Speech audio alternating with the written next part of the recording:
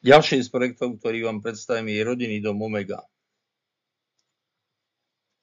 Veľmi pekný rodinný dom na dvoch podlažiach. V tomto prípade má na streche veľký, obrovský fotovoltaický panel. Dom bude nielenže sebestačný, ale bude ešte aj niečo zarábať.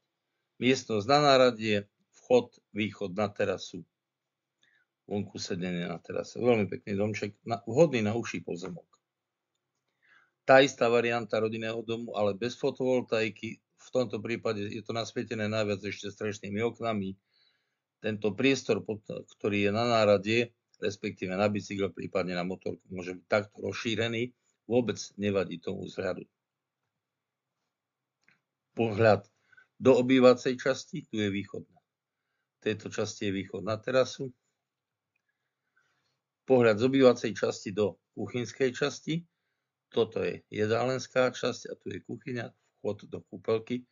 Tu je východ vonku, respektíve vchod do domu. Pohľad z kuchynskej časti, ako vidíte, dostatočne veľká je časť kuchynská, kompletne zariadená, má dosť priestoru. Kúpeľka, veľmi pekná kúpeľka, rohová vaňa s zástenou, umývadlo, toaleta, dostatok zrkadiel na stene. Veľmi pekná kúpeľka, veľkoryso riešená. Na poschodí máme spálňu. Na pravej strane sú stavané skrine, respektíve skrine vložené dovnútra, vstavané sú, hej. Lebo to je oblúk, takže sú vstavané skrine. Z druhej strany sú ďalšie skrine, šatníkové, televízor, malá pracovnička. Veľmi pekná spálňa.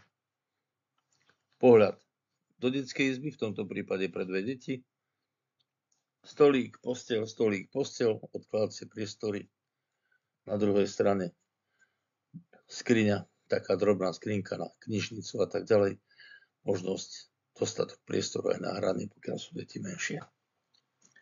V tomto prípade pozeráme sa do prízemia. Kuchynská časť, jedálenská časť, obývacia časť, východ na terasu, sedenie vonku na terase.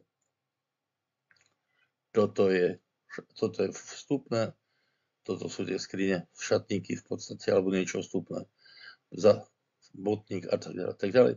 Vstup do kúpeľky, ako vidíte, pračka, umývadlo, veľká rohová vaňa, toaleta. Tento priestor je zvonku, to je na náradie. V tomto prípade na poschodí je to trošku ináč upravené.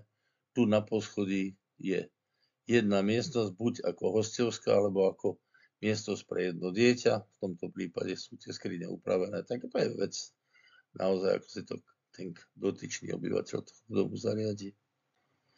To je všetko, priatelia. Ďakujem.